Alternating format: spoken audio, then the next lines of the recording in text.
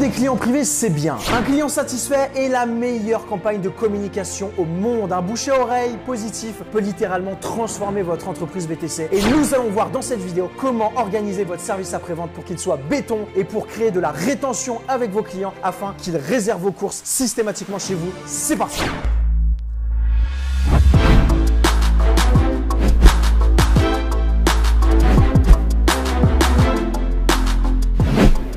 Dans cette vidéo, on va découvrir l'importance d'un service après-vente. Non, le service après-vente, c'est pas que pour les grosses entreprises de type Amazon, de type Fnac, de type Apple ou encore que sais-je. Le service après-vente, peu importe la taille de votre entreprise, de votre structure, vous devez en avoir un parce que c'est ce qui va se traduire par justement la fidélisation et la rétention de votre clientèle. Avoir un bon service après-vente, c'est extrêmement important pour deux raisons. De un, comme je l'ai expliqué précédemment, ça va vous permettre de fidéliser votre clientèle. Et de deux, naturellement, ça va vous permettre d'augmenter votre chiffre d'affaires et donc de faire plus de bénéfices avec votre entreprise. Donc bien évidemment, ça va se traduire par l'accélération du développement, de la croissance de votre boîte. Donc pour une entreprise, le service après-vente doit vraiment être perçu comme un levier stratégique et indispensable concernant le développement et les points essentiels à traiter dans votre entreprise. En effet, ça vous permet de construire une relation de confiance sur le long terme avec vos clients. Également de donner de la valeur à l'image de marque de votre entreprise. Et troisième point ô combien important, ça va vous permettre de créer un avantage concurrentiel. Qu'est-ce qui vous différencie de la concurrence? Le service. Oui, il faut penser à un service qui se différencie de la concurrence à bord lorsque le client est à bord de votre véhicule, lorsqu'il est en train d'effectuer sa course. Différenciez-vous. Faites quelque chose que les autres ne font pas. Ça va vous permettre de créer un avantage concurrentiel. Qu'est-ce que les autres ne font pas? Mais également d'avoir un service après-vente. Différenciez-vous de la concurrence après la course pour la rétention, pour la fidélisation, pour encore accentuer cet avantage concurrentiel et donc avoir de la rétention sur le très long terme.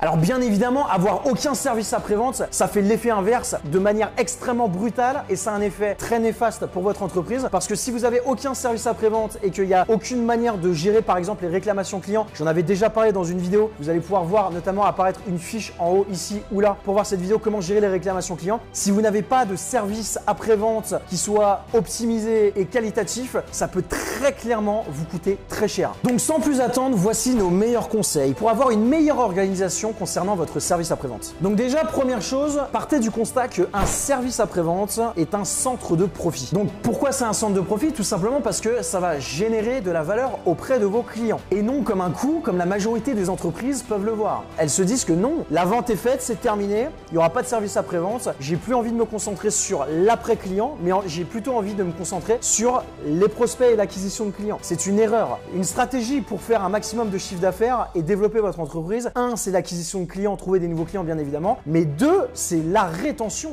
la fidélisation. Pourquoi se battre à aller chercher des nouveaux clients alors que peut-être avec un petit pool de clients qui sont fidélisés, et bien finalement ça reviendrait au même et que ça ne vous coûterait pas tous les efforts en énergie, en temps et en argent d'aller acquérir des nouveaux clients sur des nouveaux marchés. Retenez bien une chose, acquérir un nouveau client vous coûtera toujours plus cher que fidéliser un client déjà existant. Donc un centre de profit doit vraiment fonctionner de manière efficiente et ultra efficace. Pour ce faire, il est super important d'avoir la capacité de fournir des réponses constructives à certaines demandes qui peuvent être critiques. Ou encore tout simplement présenter de nouvelles offres. Effectuer ce qu'on appelle des upsells, des ventes additionnelles à vos clients existants. Comme par exemple un service de conciergerie. Vous êtes dans votre véhicule, vous avez un client, proposez un service de conciergerie sur une tablette à l'arrière du véhicule, donc sur le siège passager. La personne va avoir la possibilité, donc du coup via cette tablette, de voir toutes les prestations que vous proposez. Ça peut être des prestations liées dans le transport, mais par exemple, ça peut être, je sais pas moi, réserver une nuit à l'hôtel, réserver une loge au Parc des Princes, réserver une table au restaurant, etc. etc. Et ça se traduit par une vente additionnelle. C'est ce qu'on appelle un service après-vente. La vente initiale a déjà été faite dans le véhicule, la course. Mais pourquoi pas proposer un upsell? Pourquoi pas proposer une vente additionnelle et proposer un service complémentaire en plus de la simple course? Alors, deuxième conseil que je peux vous donner, c'est personnaliser la relation client grâce à un CRM. Donc déjà, qu'est-ce qu'un CRM? Un CRM, c'est un logiciel qui vous donne toutes les... Il y en a plein sur Internet, hein, vous pouvez vous renseigner. C'est un logiciel qui vous donne toutes les informations concernant vos prospects et vos clients. Donc le prospect, combien de fois il est venu sur le site Internet? Est-ce que c'est un homme? Est-ce que c'est une femme? Est-ce qu'il a laissé son email? Est-ce qu'on a son numéro de téléphone? Si c'est un client, combien de fois a-t-il effectué de courses? Voilà, quel type de client est-ce, etc., etc. Et ça vous permet en fait de personnaliser votre communication afin de lui proposer des services qui soient plus propres et plus personnalisés à ses besoins. Et ça, c'est ce qu'on appelle un game changer. Donc, c'est quelque chose qui va faire une grosse différence concernant la performance de votre entreprise. Il n'y a pas que les grosses entreprises qui font ça. Nous, on a plein de clients qu'on accompagne dans le VTC qui mettent à disposition, enfin, qui ont des CRM et du coup, qui vraiment créent une vraie relation et qui proposent quelque chose de personnalisé à leurs clients. Donc, grosso modo, un CRM, c'est finalement la centralisation de toutes les informations de vos clients. Donc, ça va également, donc, lorsque vos clients vous contacteront, ça vous permettra également de leur répondre de manière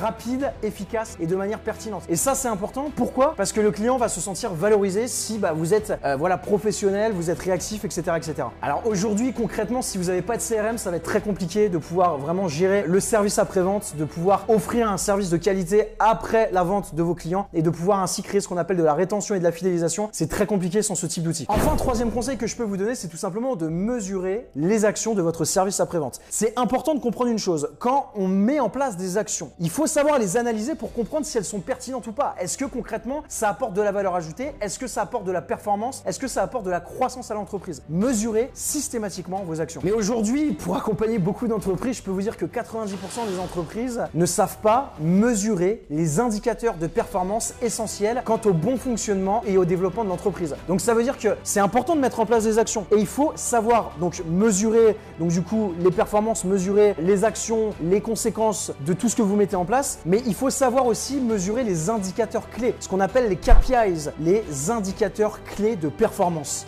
Donc, mesurer l'efficacité et la performance de votre service après-vente, c'est finalement essentiel. Parce que cette analyse va pouvoir permettre vraiment d'analyser les objectifs d'efficacité, comme par exemple la quantité des demandes traitées, le niveau de productivité, mais aussi au niveau qualitatif, aussi au niveau de la qualité, donc c'est-à-dire le taux de satisfaction de vos clients. Ça, c'est un indicateur de performance qui est essentiel. Mesurer la satisfaction de vos clients. Est-ce que vous le faites? Est-ce que si vous avez des clients privés, vous leur demandez s'ils ont été satisfaits? Est-ce que vous leur envoyez des emails automatisés une fois qu'ils ont effectué la course pour savoir s'ils ont apprécié la course? Et si c'est pas le cas, leur demander pourquoi, pour comprendre en profondeur comment justement vous pouvez vous améliorer. Comprenez bien une chose, vous pensez peut-être avoir des bonnes idées, vous pensez peut-être bien faire les choses, mais la seule et unique personne qui a raison et qui vous donnera toujours tort, c'est vos clients. C'est vos clients qu'il faut écouter, donc c'est vers vos clients qu'il faut se pencher. Il faut impérativement que vous meniez des actions, que vous soyez proactif concernant cette communication, d'aller vers vos clients pour comprendre comment faire pour améliorer votre prestation de service, comment faire pour améliorer justement le service que vous proposez, comment faire pour avoir un niveau de satisfaction qui soit impeccable. Donc après, de manière plus technique, il va y avoir d'autres indicateurs qui sont assez intéressants d'analyser, comme par exemple le taux d'abandon des demandes, le taux moyen d'attente des clients et le taux de résolution au premier contact. Donc finalement, il est vraiment